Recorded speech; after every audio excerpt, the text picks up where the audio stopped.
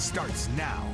Thanks for sticking with us here at 7:30. Chances are you've been cranking up the AC over the past couple of weeks, and a group of advocates estimates there are around 7,500 housing units in our city that do not have that option. They don't have air conditioning.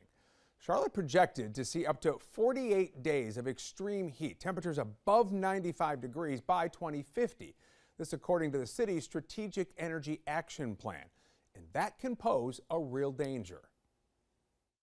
You can start out with just heat exhaustion, but that can progress to heat illness. Worst case scenario, it can lead to heat stroke. And if you become someone who is affected by heat stroke, it could lead to damage to the brain.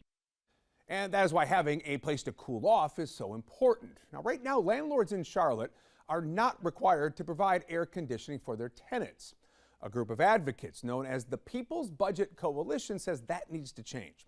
They're pushing for the city to create a mandate for AC in multifamily housing. Other cities do have similar air condition mandates in place, including places like Dallas, New Orleans, and Chicago, Illinois. But there are concerns about the cost for landlords and how those costs would then be passed on to tenants. You have to then think about whether you're going to increase that cost for that tenant. And in some instances, tenants can't afford it. With cost being a concern, advocates are asking the city to step in to help, even if they have to go a step short of implementing that mandate. This week, City Manager Marcus Jones presented his proposed budget for fiscal year 2026. Multi-billion-dollar budget focusing on things like salary increases for city employees, also youth violence prevention programs. There's money in there as well for transportation, infrastructure, and more. But the People's Budget Coalition says the city should include some funding for AC access as well. They're proposing that the city allocate $2 million to help landlords voluntarily add environmentally friendly air conditioning units to apartments and multifamily housing that don't already have it. If landlords take advantage of the proposed pilot program, they'd be required to not raise rent for 2 years. We spoke to Action NC Political Director Robert Dawkins, who's part of the People's Budget Coalition, about why he thinks this program would be vital. So you're asking for what, for $2 million, right, to fund the purchase of 400 energy-efficient AC units. Are these kind of the wall things? Is it central air? What are you talking about? If you stay in a hotel, you will see those. It's what we call ductless air units. So it's better than the window unit, which has environmental impact. It doesn't have the dripping moisture. It doesn't have all of that. And it's ductless, so it's something that people can afford, and it would fit within our environmental friendly policies that we're trying to do. Even if you can't cool a whole house, you can at least make sure that you're cooling enough where people can go to a cool room.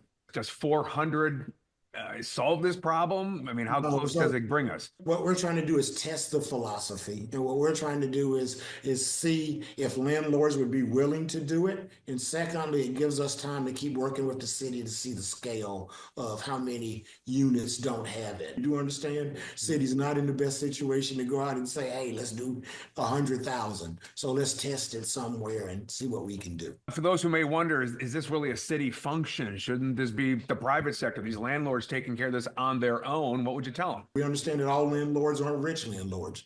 And we understand that this is a problem, and we're trying to look for a solution. And we're trying to incentivize landlords to do it. Because if you're looking at our houses, Jamie, as opposed to an apartment, Duke Energy has incentives for homeowners to replace air or not, but they don't have for a landlord. So we do understand all landlords can't just reach out and make a major duct repair. But here's something we can do to help step up. So tell me about the conversations you've had with council. Is this going to make it through the budget? Don't know. We're still lobbying. They've been receptive. They've been receptive to everything in our budget. We do understand that money is an issue. And we do understand that prioritization of what's going to get funded is an issue. But we're going to keep lobbying. We're all just trying to make Charlotte a better city to live for everybody, work on conditions and upward mobility, and try to do it within a budget. Robert Dawkins there with Action NC. The city will have a public hearing on its proposed budget next Monday. Robert says he and other advocates will be there. We did reach out to the city for a statement or a response to the People's Budget Coalition's proposal. So far, we have not heard back.